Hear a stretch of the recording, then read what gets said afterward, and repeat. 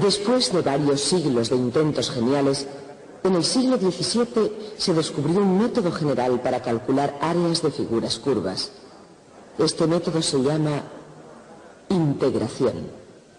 Se ha dicho con frecuencia que Newton nació el mismo año que murió Galileo, como si fuera necesario que un personaje de esa talla estuviera siempre en la Tierra. Los Newton eran una familia granjera de Lincolnshire, ni demasiado pobre ni demasiado rica. Isaac era un chico un tanto extraño, y cuando su madre se dio cuenta de que era un poco gandul y de que en la granja corría el riesgo de poder morirse de hambre, lo único que se le ocurrió hacer por él fue enviarle a la universidad. Si su padre hubiera vivido, Isaac habría sido seguramente un hábil granjero. En lugar de eso, Newton hizo cosas que asombran la imaginación. Una de esas cosas tiene que ver con el descubrimiento del cálculo.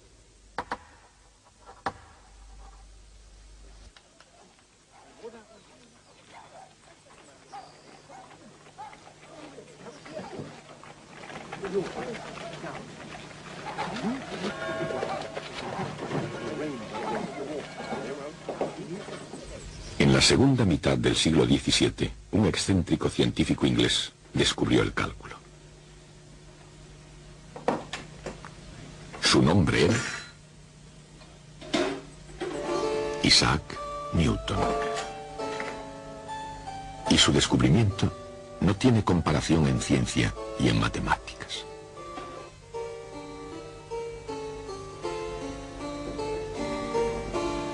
Pero el mérito del descubrimiento del cálculo no se puede atribuir solamente a Newton.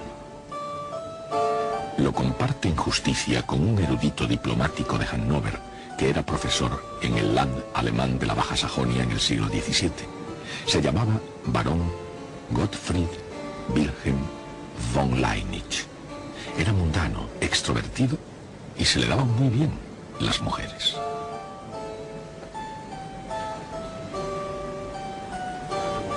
Leibniz era diferente de Newton en casi todos los terrenos, excepto en el de la genialidad. Como Newton, Leibniz fue un matemático prodigioso, pero en cambio, así como el fuerte de Newton era la teoría, Leibniz era más bien de naturaleza práctica.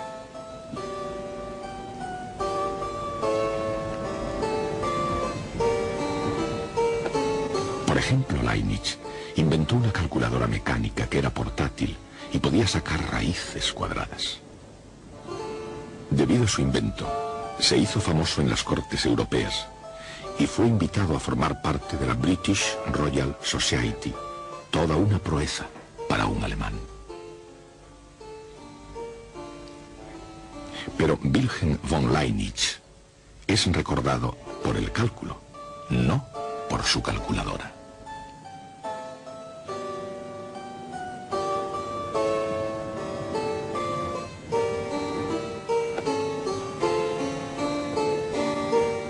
Aunque se reconoce a Newton y Leibniz como los principales arquitectos, ninguno de los dos construyó el cálculo sin ayuda.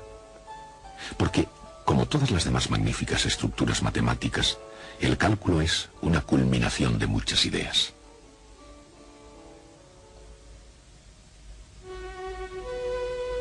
Oresme, Galileo, Kepler, Descartes, Fermat y otros muchos antes que Newton y Leibniz habían planteado preguntas sobre velocidad, aceleración y sobre el comportamiento de las magnitudes que varían.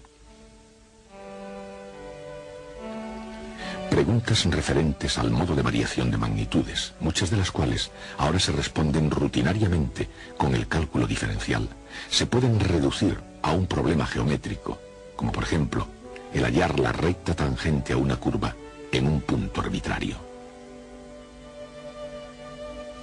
Sin embargo, no todas las cuestiones geométricas llevan consigo movimiento. Algunas se refieren a cosas fijas en un lugar como la propia Tierra. En civilizaciones antiguas, como por ejemplo en Egipto, la geometría tuvo un gran número de aplicaciones muy prácticas, incluyendo cómo medir superficies de terreno. La misma palabra geometría es una palabra griega que significa medición de la Tierra. Cuando en el siglo de oro los comerciantes griegos hacían preguntas sobre áreas y volúmenes concretos, los matemáticos griegos eran capaces de dar respuestas explícitas.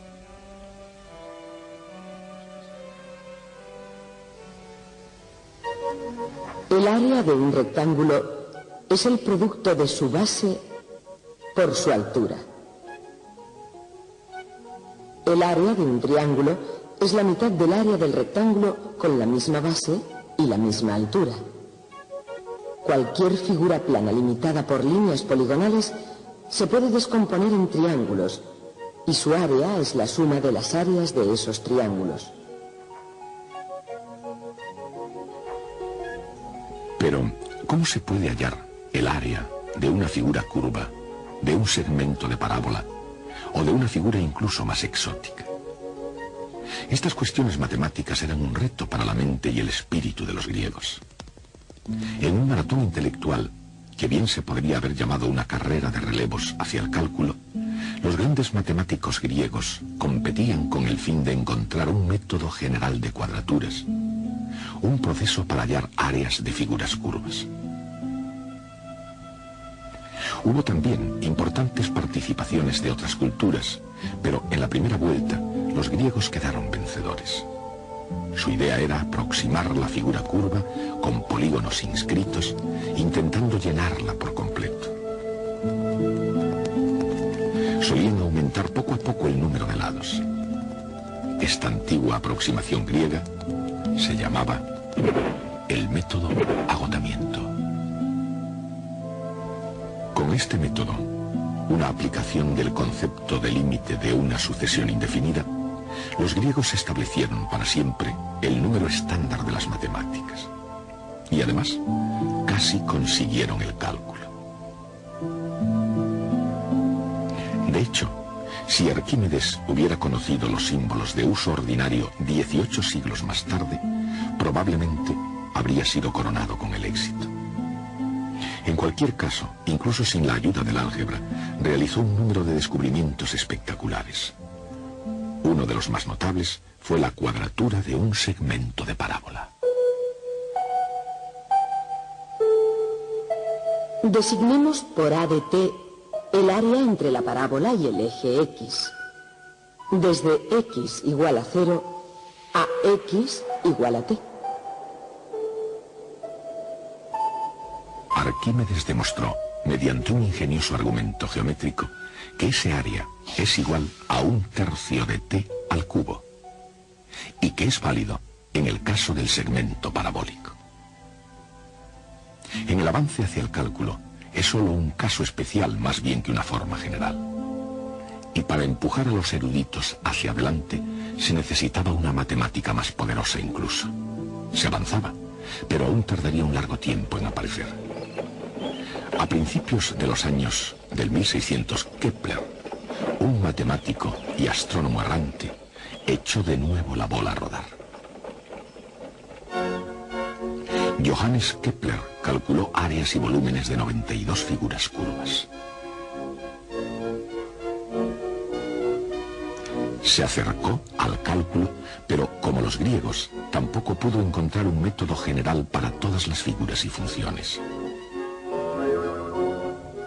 Pero esta vez no se aplazó la competición y dos franceses cogieron la antorcha, Pierre de Fermat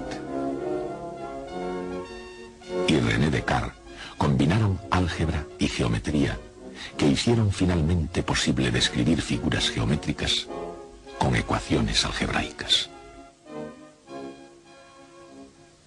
En un sistema de coordenadas rectangulares se puede expresar una recta dependiente m mediante la sencilla ecuación algebraica y igual a m por x. Y la ecuación algebraica de un círculo sale directamente del teorema de Pitágoras para triángulos rectángulos.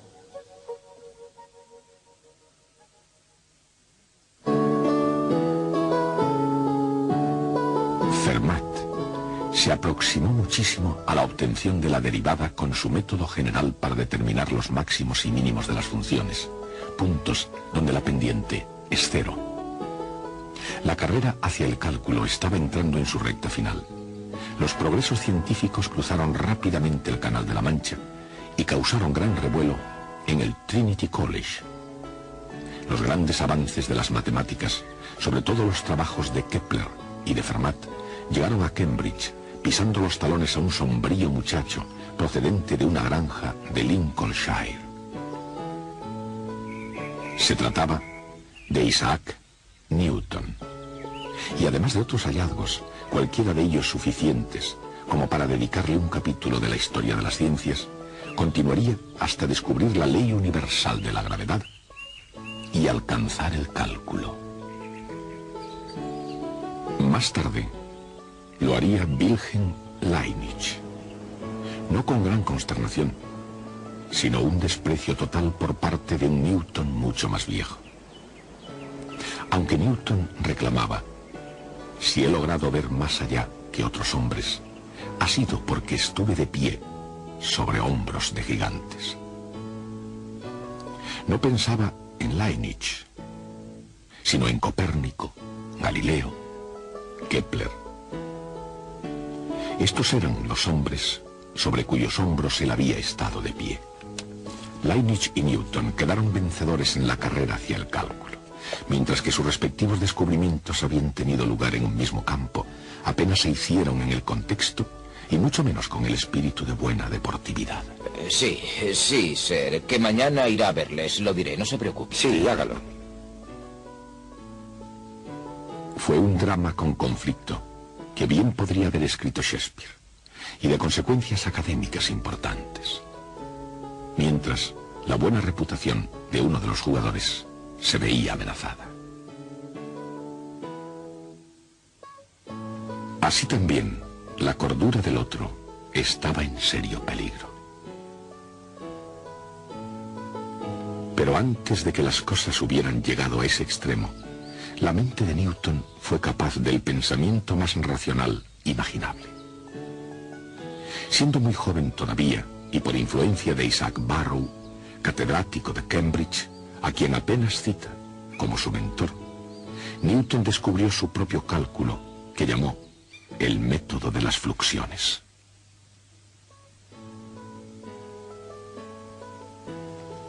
Newton vio que el ritmo de cambio de una función da la pendiente de su gráfica, y se dio cuenta de que la pendiente misma genera una nueva magnitud, la fluxión. Hoy, la fluxión de Newton se llama derivada.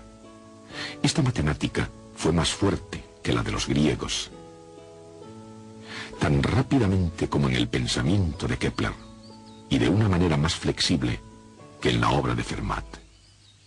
Con esta matemática Newton explicó el movimiento de los cuerpos en el espacio y ganó la carrera de relevos que había comenzado 2 milenios antes. Esta matemática fue el cálculo. Con todo, Newton se guardó su cálculo durante 30 años para sí mismo. Y la cuestión es, ¿por qué? Nadie lo sabrá nunca con certeza. Pero Newton, científico racionalista, dejó escritas cartas, indicios, confesiones. En sus propias y secretas palabras, revelaba fantasías de quemar a su madre. Llegó a anotar hasta 2 millones de palabras sobre alquimia y profecías bíblicas, y negaba ciertas enseñanzas de su iglesia. Eso no fue todo lo que él negó. En su lecho de muerte, a la edad de 85 años, Newton confesó su mayor triunfo: moría virgen. Sin embargo, Newton fue uno de los hombres más productivos de la historia, a pesar de su obsesión por el secretismo y de su terror a la crítica científica y a los robos. En diversas cartas a sus amigos, durante un periodo de 30 años, dejó caer algunos indicios crípticos, demasiados quizá, sobre su descubrimiento del cálculo. Por supuesto, Leibniz, como diplomático, estaba relacionado con asuntos secretos, pero eran de otra clase. Mantuvo algún trato con Newton, pero nunca personalmente. Durante años mantuvieron correspondencia, pero nunca llegaron a encontrarse. En una carta, Newton desafió a Leibniz, enviándole un enagrama donde se insinuaban las funciones de fluentes y las fluxiones de su método. Y en esta ocasión Newton parece que fue demasiado listo. Porque intrigó a Leibniz, que dominaba la obra previa de Kepler y de Fermat, e inventó su propio cálculo. Quizá no fuera el primero en inventarlo, pero es un hecho que queda manifiesto en el debate que fue el primero en publicarlo. El cálculo de Leibniz era ligeramente diferente al de Newton y en algunos aspectos ligeramente mejor.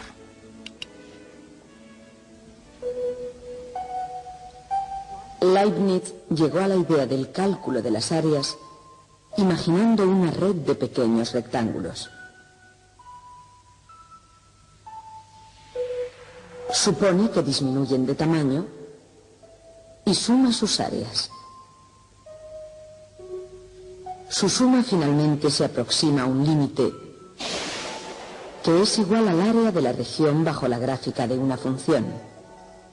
Este es el proceso de integración. Leibniz lo resumió con el signo integral, una S alargada a partir de la palabra latina summa. Tanto Leibniz como Newton, cada uno un genio con una nueva idea, reconocieron algo que los demás habían pasado por alto. Ellos vieron la sorprendente conexión que había entre integración y diferenciación. Esa conexión tan notable se puede entender al hallar el área de un segmento parabólico. Supongamos que A de t representa el área entre la parábola y el eje X, de X igual a 0 a X igual a t. Esta es una función de t. Intentemos hallar su derivada de A de t.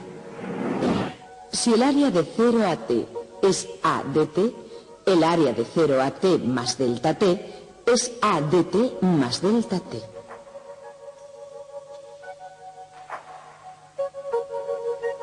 El área de delta A es la misma que la de un rectángulo de base delta t y altura x al cuadrado para ciertos valores de x. Cuando delta t tiende a 0, x al cuadrado se convierte en t al cuadrado. Dicho de otra manera, la derivada de la función área es t al cuadrado. Probando diversas funciones para ver cuál de ellas tiene como derivada t al cuadrado, se nos ocurre finalmente que un tercio de t al cubo cumple. Y lo mismo un tercio de t al cubo más una constante, ya que la derivada de una constante es 0.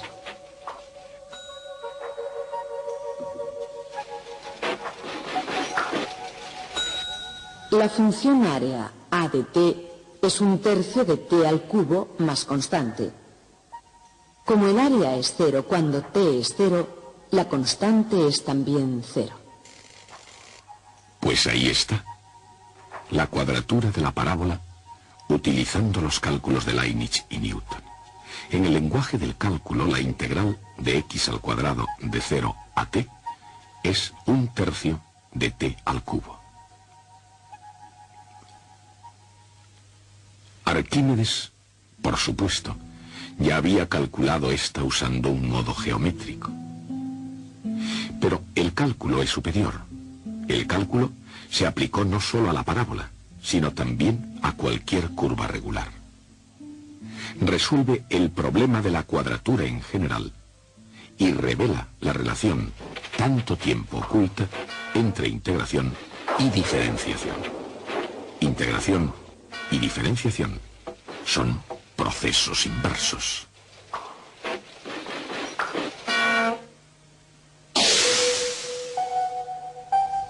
Partir de una función e integrarla para obtener su función área. Luego hallar la derivada de la función área.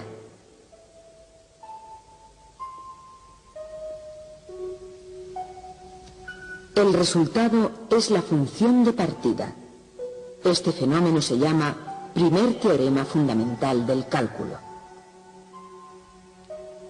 Por otra parte, la parábola nos ilustra algo más. Primero, el área del segmento parabólico fue calculado desde x igual a 0 a x igual a t. Para hallar el área entre dos valores cualesquiera de x, digamos desde x igual a 1 a x igual a 2, simplemente se resta el área de 0 a 2 menos el área de 0 a 1.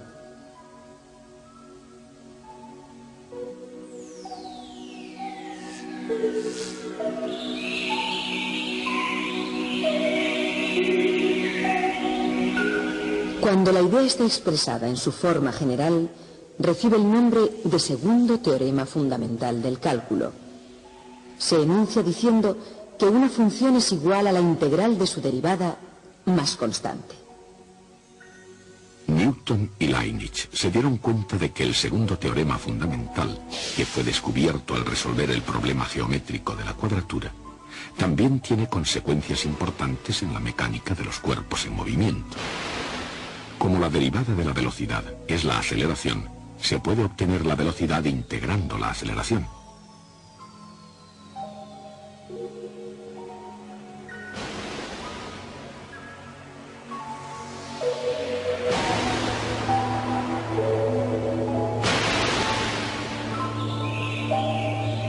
Y como la derivada del desplazamiento es la velocidad, se puede obtener el desplazamiento integrando la velocidad.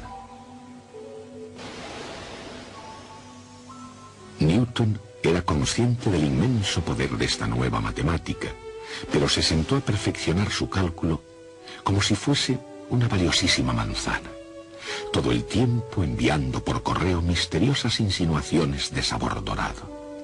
Y mientras tanto Leibniz publicó sus diferenciales e integrales. 3 años más tarde, Newton, de mala gana, publicó los Principios Matemáticos de Filosofía Natural, los Principia. Y todavía, exceptuando algunas insinuaciones, Newton no reveló nada de su cálculo. Mientras que Newton mantuvo secretos sobre su obra, no se podía decir lo mismo de sus compatriotas que lo alababan a expensas de Leibniz. Ellos crearon un caos en la Royal Society acerca de quién fue el primero en descubrir el cálculo. La controversia Newton-Leibniz tuvo amargura en el sabor y mezquindad en el espíritu. Y un golpe bajo fue la acusación de que Leibniz había plagiado ideas a partir de las cartas de Newton. Leibniz fue ultrajado y solicitó una audiencia formal. Por supuesto, como Newton mismo era presidente de la Royal Society, Leibniz podía haber hecho un movimiento más sensato. Ha llegado esto para usted, Sir. Gracias. Incluso antes de defender su caso, Leibniz había sido juzgado culpable. ¿Desea enviar alguna respuesta, Sir? No hay respuesta. Gracias, Sir. Y de este modo, Leibniz, que había comenzado su carrera de matemático con la filosofía del optimismo, la acabó con una ecuación de amargura. Cuando Newton supo la muerte del alemán, se vanaglorió diciendo: he destrozado el corazón de Leibniz. Irónicamente, aunque los fluentes y las fluxiones de Newton dominaron Gran Bretaña durante un siglo más, la notación de Leibniz era mejor y se convirtió en el lenguaje universal de las matemáticas. Su símbolo para la integral sugiere una sofisticada idea. La integral es el área de la región bajo una curva y al mismo tiempo es una antiderivada. Y de ese modo, la carrera por el cálculo que había comenzado en la antigua Grecia acabó con un final muy reñido y polémico. Podía haber habido gloria suficiente para los dos ganadores, pero mientras que su gloria no fue compartida, el premio lo fue no entre Newton y Leibniz, sino entre todas las generaciones a partir de entonces. La penetración de Leibniz y Newton, y muy especialmente la conexión entre diferenciación e integración, se ha convertido en una herramienta de incomparable valor en matemáticas. Gracias a ambos, los cálculos diferencial e integral son el lenguaje colectivo de la ciencia. El cálculo de Newton se publicó en este libro. Este libro se llama El método de las fluxiones. Trata de la teoría de Newton, sin embargo no está escrito por él, lo escribió John Colson. Por razones que aún no están claras, el propio manuscrito de Newton sobre su cálculo no se publicó nunca durante su vida. Puede ser que el editor fuese un poco lento o simplemente que tuviese problemas para editarlo. A veces pasa eso. El caso es que no salió a la luz hasta 1969. La lucha de Newton con Leibniz sobre la prioridad en el descubrimiento del cálculo no fue la única pelea que tuvo en su vida. Hubo otras muchas. Newton fue un genio, pero no fue un hombre agradable. Una de sus famosas citas fue: si alcanzo a ver tan lejos es porque estoy sobre hombros de gigantes. Quizá fuera así, pero también pisoteó a otra mucha gente. Hasta el próximo.